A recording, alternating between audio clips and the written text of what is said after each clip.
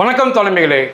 UFO மற்றும் UAP 8ஆம் தேதியிலிருந்து இன்னைக்கு தேதி 11 சர்வதேச அளவில் அதிகம் பேசப்பட்ட வார்த்தை மற்றும் அதிகம் சிந்திக்க வைத்த வார்த்தை. யுஎஃப்ஓ அப்படின்னா அன்ஐடென்டிஃபைடு ஃப்ளையிங் ஆப்ஜெக்ட், அடையாளம் தெரியாத பறக்கும் பொருட்கள். யுஏபினா அன்ஐடென்டிஃபைடு ஏரியல் பினோமினா, அடையாளம் தெரியாத விண்வெளி நிகழ்வுகள். இந்த ரெண்டு வார்த்தைகள் தான், இதையொட்டிய ஆதாரங்கள் தான் மிகப்பெரிய அளவில் உலகத்தில் பேசப்பட்டது. நிச்சயமாக தெரிந்து கொள்ள வேண்டும், ஒரு சுவாரஸ்யமாக இருக்கும். இந்த பூமி பந்தை தாண்டி வேறு உலகத்தில் வாழ்க்கை இருக்கிறதா? ரொம்ப நாளாக சொல்கிறாங்க, ஏலியன்கள் வேற்று கிரகவாசிகள் அவ்வப்போது பூமிக்கு வந்து நோட்டமிடுறாங்க, பறக்கும் தட்டுகளில் வராங்க, அவங்க வந்துட்டு போகிறாங்கலாம் சொல்லுவாங்க. அதற்கு உறுதி அளிப்பது போல இதெல்லாம் அமைஞ்சது. இதை வெளியிட்டது வந்து யாரோ ஒரு மூன்றாம் தர நிறுவனம் வெளியிட்டு இருந்தால் பேச வேண்டியதில்லை. அமெரிக்கா இதை அதிகாரப்பூர்வமாக 8ஆம் தேதி வெளியிட்டாங்க. அமெரிக்காவுடைய பென்டகன், அமெரிக்கா ஒரு வலிமையான இராணுவம், அந்த இராணுவத்தின் மொத்த தலைமையகம் பென்டகன். அவங்களும் அமெரிக்காவுடைய இன்டெலிஜென்ட் ஏஜென்சி உளவு பிரிவு நிறுவனங்கள் CIA மற்றும் FBI அவர்களால் வெளியிடப்பட்ட ஆதாரங்கள் இவை எல்லாமே. இத்தனை வருஷம் இல்லாமல் இதை ஏன் வெளியிடுறாங்க அப்படின்னா, ஒரு சராசரி மனிதர்கள், அதாவது நம்மை போன்றவர்கள் எல்லாம் தெரிந்து கொள்ள வேண்டியதில்லை அப்படின்னு அரசுக்கு ஒரு எண்ணம் இருக்கும். எல்லாம் தெரிந்து கொள்ளக்கூடாது சராசரி மனிதர்கள். சில விஷயங்கள் வந்து இதை போன்ற விஷயங்கள்லாம் தெரிஞ்சுக்கிட்டாங்கன்னா எண்ணற்ற புரளிகள், அதை வைத்து ஏகப்பட்ட புரளிகள் வதந்திகள் வேகமாக பரவுவதற்கு வாய்ப்பு இருக்கு. அதனால இதை போன்ற செய்திகள்லாம் மக்களுக்கு தரமாட்டாங்க. அரசாங்கம் அதை பார்த்து கொண்டு ரகசியமாக வைத்து மேற்கொண்டு நடவடிக்கை ரகசியமாக எடுத்துக்கிட்டு இருப்பாங்க, மக்களுக்கு தெரிவிக்க மாட்டார்கள். ஆனால் அமெரிக்க அதிபர் ட்ரம்ப் வந்து ஒரு அதிரடிக்கு பேர் போனவர். அவருடைய உத்தரவின் பேரில் அனைத்து மக்களும் இவற்றை தெரிந்து கொள்ள வேண்டும் என்று வெளியிட்டிருக்கிறாங்க. அவர் என்ன சொல்லியிருக்காருன்னா, நிச்சயமா தெரிஞ்சு கொள்ளுங்க, இதை பற்றி ஆராய்ச்சி செய்யுங்க, சந்தோஷப்படுங்கள், என்ஜாய் பண்ணுங்க இதை பார்த்துன்னு சொல்லி இந்த ஆதாரங்களை வெளியிட்டிருக்காங்க. இந்த புகைப்படங்கள்லாம் பார்க்கும்போது பூமியை தாண்டிய வேற்று கிரகங்களில் வாழ்க்கை இருக்கிறது. அவர்கள் நம்மை விட மிகவும் முன்னேறிய விஞ்ஞானத்தில் இருப்பார்கள் என்று சொல்ல தோன்றுகிறது. இதில் ஒரு மிக முக்கியமான விஷயம் என்னன்னா, இப்போ கொடுத்திருக்க ஆதாரம் எல்லாமே ஒரு சிறிய ஆதாரங்கள் தான். இன்னும் பிரம்மாண்டமான ஆதாரங்கள் நம்மை நோக்கி வரப்போகிறது. இந்த வேற்று கிரகங்கள், பறக்கும் தட்டுகளை பற்றி அடுத்த 30 நாள் காலக்கெடுல அடுத்த தொகுப்பு ஆதாரங்கள் வருது. அது இதைவிட பிரம்மாண்டமாக இருக்குன்னு சொல்லியிருக்காங்க. நிச்சயமாக அமெரிக்கா இதை மறைத்து வைக்காமல் கொடுக்கணும். நமக்கு ஒரு சந்தேகம் வரும், இந்தியா வந்து இதை பற்றி பேசவில்லை, ரஷ்யா பேசலை அப்படின்னா, உலகத்தில் உள்ள எல்லா நாடுகளை தாண்டியும் விண்ணில் ஆராய்ச்சி செய்து கொண்டிருப்பவர்கள், விண்ணுக்கு அதிகம் போகிறவர்கள் அமெரிக்கர்கள் தான். அதற்கேற்ற தொலை நோக்கு வசதிகள் எல்லாமே அவங்ககிட்ட தான் இருக்கு. அதனால இதை போன்ற நிகழ்வுகளை அவர்கள் படம் பிடிப்பது இயல்பான ஒன்று. நம்ம வந்து அந்த அளவுக்கு அமெரிக்க அளவுக்கு வானை நோக்கி ஆராய்ச்சிகள் செய்வதில்லை. வானை நோக்கியும் கடலை நோக்கியும் அதிகமாக ஆராய்ச்சி செய்து கொண்டிருப்பவர்கள் அமெரிக்கர்கள் தான். அதனால அவர்களிடம் இந்த ஆதாரங்கள் இருப்பதற்கு நம்பகத்தன்மை உள்ளது.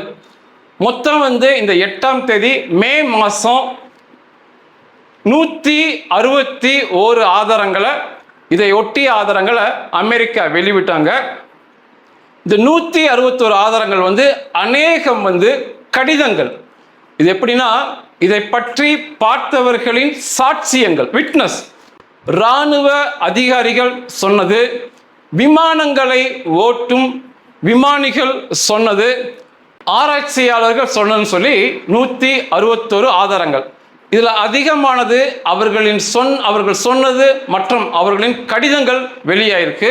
அதை தாண்டி 28 வீடியோக்களை வெளியிட்டிருக்காங்க, 8 புகைப்படங்களை வெளியிட்டிருக்காங்க. இது 161 ஆதாரங்கள் வெளியாயிருக்கு. இதை வெளிவிட்டது அமெரிக்காவுடைய வார் டிபார்ட்மெண்ட், அதாவது போர்க்கால அமைச்சரவை, போர் அமைச்சரவை. அவங்க 82 ஆதாரங்கள் கொடுத்துருக்காங்க. FBI புலனாய்வு முகமை 56 ஆதாரங்கள் வெளியிட்டிருக்காங்க. நாசா விண்வெளி ஆராய்ச்சி நிறுவனம் 12 ஆதாரங்களை வெளியிட்டிருக்காங்க. ஸ்டேட் டிபார்ட்மெண்ட் வெளியுறவுத்துறை அமைச்சகம் 8 வெளியிட்டிருக்காங்க. இப்படி நம்பக தகுந்த அமெரிக்க அமைப்புகள் வெளியிட்டிருக்காங்க. அதனால இதை நம்ம நம்பலாம். பொதுவாக இதை போன்ற புகைப்படங்களை, வீடியோக்களை நீங்கள் இதற்கு முன்னால் பார்த்துருப்பீங்க. அது ஓட வேண்டும், அந்த வீடியோ புகைப்படம் ஓட வேண்டும் என்று போலியாக சித்தரித்து 3ஆம் நபர்கள் வெளியிட்டிருப்பாங்க. நம்பாமல் இருக்கலாம். ஆனால் இதை வெளியிட்டது உலகத்தில் மிக சக்தி வாய்ந்த நிறுவனங்கள். அவங்க சொல்லி வெளியிட்டிருக்காங்கன்னா, பென்டகனோ இந்த புலனாய்வு முகமையோ எங்களுக்கு இதை பற்றி கண்டுபிடிக்க முடியவில்லை, நாங்கள் ஆராய்ச்சி செய்தும் இதில் உள்ள புகைப்படத்தில் உள்ளவற்றை, வீடியோவில் உள்ளவற்றை கண்டுபிடிக்க முடியவில்லை என்று சொல்லி தான் வெளியிட்டிருக்கிறாங்க. பொதுவாக இதை போன்ற புகைப்படங்கள் எதிலிருந்து கிடைக்கும் அப்படின்னா, மனிதனால் ஏற்படுத்தப்பட்டவையில தான் கிடைக்கும். குறிப்பாக முதல்ல அதிகமாக கிடைப்பது விண்மீன் கீழே விழுன்னு சொல்லுவோம். நம்ம விண்மீன் கீழே விழுகுது அப்படிம்போம். விண்ணிலிருந்து ஒரு எரிக்கல் போன்று கீழே விழுகும், அதை சொல்லுவோம். அதை புகைப்படம் எடுத்து இதை போன்ற போலி செய்தியை பரப்புவாங்க. அதுக்கடுத்து ராக்கெட் கீழே விழும்போது, சில சமயம் ராக்கெட் பறக்கும்போது துகள்கள் கீழே விழுகும், ராக்கெட்டை உடைந்து கீழே விழுகும். அப்போ எடுத்த புகைப்படங்கள், அதனுடைய எரியும் துகளை புகைப்படம் எடுத்து இதை போன்ற கட்டுக்கதைகள் சொல்லுவாங்க. இன்னைக்கு ட்ரோன், இன்னைக்கு பல வகையில் ட்ரோனை பறக்க விடுறாங்க. அதை போல ட்ரோனை புகைப்படம் எடுத்து சொல்லுவாங்க. இப்படி போலியாக சொல்லிட்டு இருப்பாங்க. இவை எல்லாமே மனிதனால் ஏற்படுத்தப்படக்கூடியவை. விண்மீன் கீழே விழுவதை தாண்டி இதுக்கு ஒரு அருமையான உதாரணம் சொல்லணும்னா, ஆப்ரேஷன் சிந்து சண்டை நடந்துச்சு பாகிஸ்தான் கூட. நமது போர் விமானங்கள் போகும்போது அதுக்கு எரிபொருள், வெளி எரிபொருள் தொட்டி இருக்கும். போர் விமானத்துக்கு உள்ள இணைக்கப்பட்ட எரிபொருள் தொட்டி இருக்கும். அதை தாண்டி வெளியவும் எரிபொருள் தொட்டி வச்சிருப்பாங்க, டிராப் டேங்க் அப்படிம்பாங்க. முதல்ல அது எரிபொருள் எடுப்பாங்க. அது தீர்ந்தோடனேயே அந்த டிராப் டேங்கை கீழே விழுக வச்சுட்டு போயிடுவாங்க. போர் விமானம் போய்கிட்டே இருக்கும். அதை போன்ற கீழே விழுந்த டிராப் டேங்கை பாகிஸ்தானில் வச்சுக்கிட்டு மிகப்பெரிய அளவு கட்டுக்கதைகள் பரப்புனாங்க. அது ஒரு வினோதமான இந்தியாவின் போர் விமானம்னாங்க, போர் விமானத்தின் பகுதினாங்க, என்னென்னவோ கட்டுக்கதை கிளப்பினாங்க. இப்படி வதந்திகள் பரவும் என்பதுதான் உண்மை. ஆனால் இந்த புகைப்படங்கள், வீடியோக்கள் பார்க்கும்போது பிரமிப்பை கொடுக்குது. வீடியோ பார்த்தோம் அப்படின்னா ஒளிக்கற்றைகள், அதாவது ஒரு பெரிய அளவு ஒளிக்கற்றை மின்னல் வேகத்தில் அந்த பக்கம் இந்த பக்கம் போகுது. மிகப்பெரிய ஆச்சரியத்தை வரவழைக்குது. அதாவது ஒரே பகுதியை நோக்கி போகிறதில்ல, முன்னோக்கினா முன்னோக்கி மட்டும் இல்லை, திடீர்னு பின்னோக்கி போகுது, பக்கவாட்டில் போகுது, திடீர்னு மறையுது. ஒரு பிரமிக்கத்தக்க வகையில், அதிசயத்தக்க வகையில் அந்த வீடியோக்கள் காணப்படுது. புகைப்படத்தில் எண்ணற்ற புகைப்படத்தில் ஒளி கீற்றுகள் எடுக்கப்பட்டு வச்சிருக்கிறாங்க. அதே போல் வீடியோவில் சிசிடிவி கேமரா போல பதிவாயிட்டு இருக்கு. திடீர்னு ஒரு பொருள் மின்னல் வேகத்தில் தாண்டி போகுது. இதெல்லாம் தான் பென்டகன் மற்றும் சிஐஏலாம் என்னன்னு எங்களுக்கு கண்டுபிடிக்க முடியலன்னு சொல்றது. இந்த ஒளிப்புள்ளிகள் கூட மிகப்பெரிய பிரமிப்பை தரல. ஆனால் 2 புகைப்படங்கள், இது இந்த அமெரிக்காவுடைய போர் மந்திரி சபை வெளியிடனா வேற யார் வெளியிட்டு இருந்தாலும் செயற்கை நுண்ணறிவுல சித்தரிக்கப்பட்டு சொல்லலாம். அந்த அளவுக்கு இருக்கு. ஒரு தங்க நிறத்துல ஒரு பறக்கும் உலோகத்தில் ஒரு கூம்பு வடிவத்தில் இருக்கு. ஒரு பிரமிக்கத்தக்க ஒளி கீற்று, ஒளி வந்து முன்னாடி இருக்கு, பூமிக்கு மேலே, அதாவது தரைக்கு மேலே பறக்குது. இதை வந்து நிச்சயமா இந்த அமெரிக்காவுடைய அதிகாரப்பூர்வ அறிவிப்பு இல்லாத புகைப்படமாக இருந்தால் சித்தரிக்கப்பட்ட புகைப்படம் சொல்லிடுவோம். ஆனால் இது உண்மையான புகைப்படம், மிகப்பெரிய ஆச்சரியத்தை கொடுக்குது. அதே போல இன்னும் ஒரு பறக்கும் அமைப்பு சற்று பெரிதா இருக்கு, சிறிய ராக்கெட் போன்று இருக்கு, பறக்கும் வகையில் அமைக்கப்பட்டிருக்கு. அதுவுமே மிகப்பெரிய பிரமிப்பை தருது. இந்த வீடியோக்கள், இந்த புகைப்படங்கள்லாம் பார்க்கும்போது மிகப்பெரிய ஆச்சரியம் வரும். இதை ஏன் அமெரிக்கா இன்னும் வெளியிடாமல் இருக்காங்கன்னா, இதுக்கு இன்னொரு காரியமும் உண்டு. இங்கே வந்து கிறிஸ்துவ மத நம்பிக்கை அடிபட்டு போகும். புனித வேதாகம் என்ன சொல்லுதுன்னா, சொல்லும் அப்படின்னா, இந்த பூமி வானம் எல்லாம் கடவுள் படைக்கிறார். இந்த பூமியில தான் முதல் மனிதனை படைக்கிறார். ஆதாம் மற்றும் ஏவாளை படைக்கிறார். அதற்கடுத்து அவர்களால் வரப்பட்ட சந்ததிகள் இந்த பூமி முழுவதும் இருக்குன்னு ஒரு நம்பிக்கை இருக்கு. இதுதான் கிறிஸ்தவ மதம் சொல்லுது. ஆனால் இந்த பூமிக்கு தாண்டி ஒரு வாழ்க்கை, அங்கே வந்து பூமியில் இல்லாததை விட நவீன பறக்கும் வாகனங்கள்லாம் பார்த்தோம் அப்படின்னா, இந்த புனித வேதாகம் சொன்னதை தாண்டி பூமியை தாண்டி ஒரு வாழ்க்கை போயிட்டு இருக்குன்னு நமக்கு தெரிய வரும். அதனாலையும் இவங்க வந்து வெளிவிடாமல் தவிர்த்திருக்கலாம். அதே போல் இங்கே வந்து அறிவியலும் கேள்விக்குறியாகும். ஒரு பறக்கும் அமைப்பு, ஒரு போர் விமானமோ ஒரு விமானமோ பறக்குது அப்படின்னா உந்து சக்தி தேவை. அதாவது நியூட்டனின் 3வது விதிப்படி தான் பறக்கும். ஒவ்வொரு வினைக்கும் எதிர்வினை இருக்கும். போர் விமானம் எப்படி பறக்கும் அப்படின்னா, முன்னே இருக்க காற்றை வேகமாக உறிஞ்சி பின்னுக்கு தள்ளும். பின்னுக்கு செல்கின்ற காற்று அதற்கு எதிர்வினையாக அதுக்கு முன்னால் இருக்கிற போர் விமானத்தை தள்ளிவிடும். இந்த அடிப்படையில் தான் பறக்கும். இந்த அறிவியலை வைத்து தான் எல்லாமே பறக்கும். ஆனால் இதுவுமே இந்த புகைப்படங்களை பார்த்தா அடிபட்டு போகுது. இதுக்கு எங்கே உந்து சக்தி இருக்குன்னே தெரில. எங்கே ஃபேன் போன்ற அமைப்பு அல்லது மோட்டார்கள், என்ஜின்கள் எதுவுமே தெரில. முழுக்க முழுக்க மூடப்பட்டிருக்கு. ஆனால் பறக்குது. நம்ம அனுப்புகிற ராக்கெட், போர் விமானங்கள் எல்லாமே 1000 கிலோமீட்டர்கள், 1,00,000 கிலோமீட்டர்கள் பறக்கலாம். ஆனால் இவைகள் இப்போ நம்ம பார்க்குறதெல்லாமே வந்து பல கோடி கிலோமீட்டர் தாண்டி வருது பூமிக்கு. எங்கேயோ இருந்து வந்துக்கிட்டு இருக்காங்க. எந்த வித உந்து சக்தியும் இல்லாமல் கோடி கிலோமீட்டர், இது வந்து நான் இது எப்படி சொல்கிறேன்னே தெரியல, அதை தாண்டிய தூரங்கள் இதெல்லாம் வரதெல்லாம் வந்து கொண்டு இருக்கிறது. அறிவியலும் அடிபட்டு போகுது. இதெல்லாம் பார்க்கும்போது கடவுள் சொன்னது பொய்யாகுது, அறிவியல் அடிபட்டு போகுது.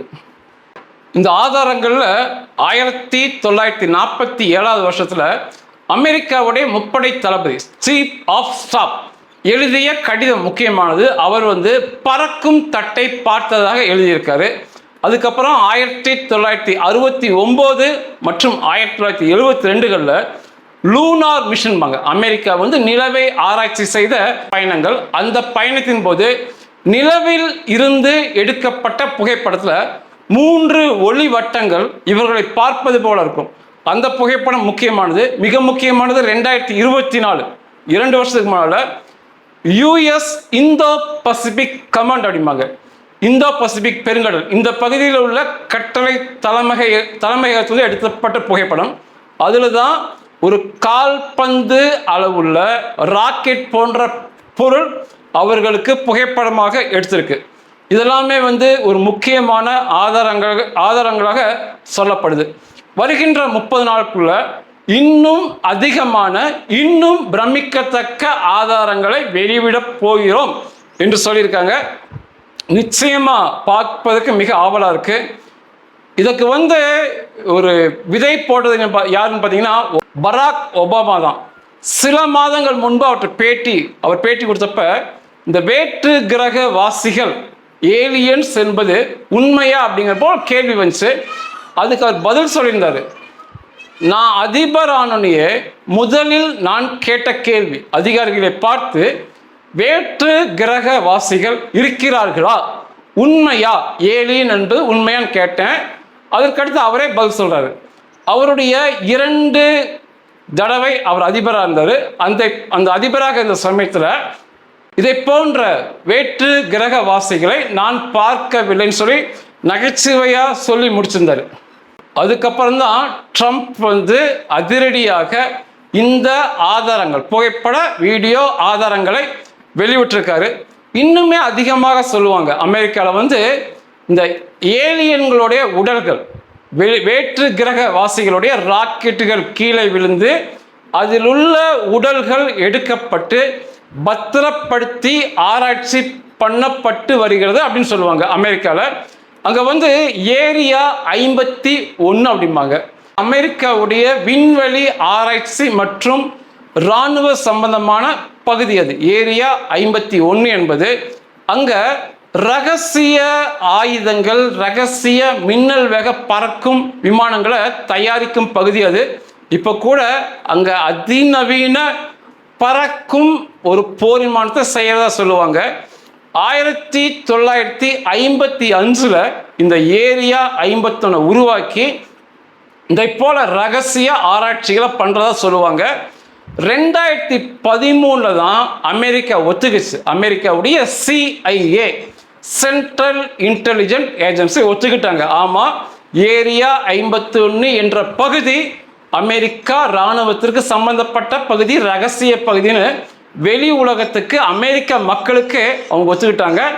அந்த பகுதி பக்கத்தில் போறக்கே அனுமதி இல்லை, பொதுமக்களுக்கு சுத்தமாக அனுமதி இல்லை. ஏரியா 51 பக்கம் போறக்கு அங்கே பணிபுரியும் நபர்களே புகைப்படங்கள், வீடியோக்கள் இதை போன்ற எதையுமே செய்யக்கூடாது என்ற கட்டளைக்கு கீழே அந்த ஏரியா 51 வரும். அதற்கு மேலே பறப்பதற்கு யாருக்குமே அனுமதி இல்லை. ஏரியா 51க்கு மேலே பறப்பதற்கு விமானப்படை, ட்ரோன் என்று யாருக்குமே அனுமதி இல்லை. மிக ரகசியமான பகுதி அது.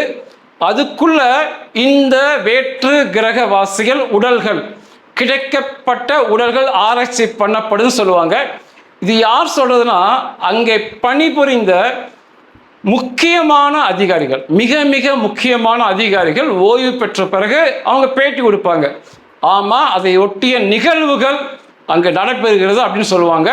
ஆனால் புகைப்பட வீடியோ ஆதாரங்கள் இப்போ வரைக்கும் இல்லை. ஆனால் ஏரியா 51 இயங்குகிறது என்று புரிய வரும்.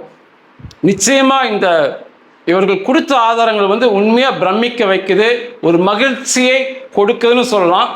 இனி வருகின்ற நாட்களில் வரப்போகின்ற இன்னும் பெரிய ஆதாரங்கள் இன்னும் பார்க்க வேண்டிய ஆசையை தூண்டுது. அதை தாண்டி இந்த வேற்று கிரக வாசிகள் யார் என்று பார்க்கவும் நமக்கு ஆர்வத்தை தூண்டுகிறது.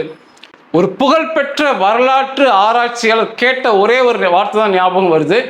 எல்லோரும் எங்கே அப்படின்னு ஒரு கேள்வி இருக்கும். ஒரு உண்மையாகவே ஒரு விலை மதிப்பு உள்ள கேள்வி. எல்லோரும் எங்கே?